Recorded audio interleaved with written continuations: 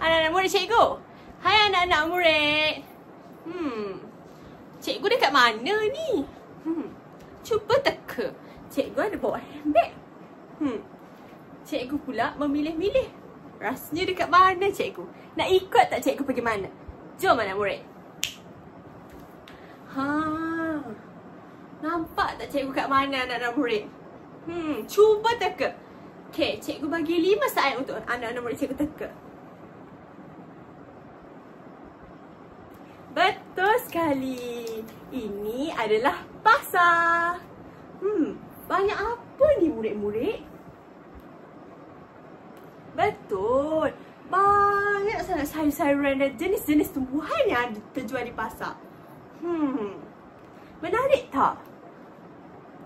Anak-anak murid cikgu pernah pergi pasar ke?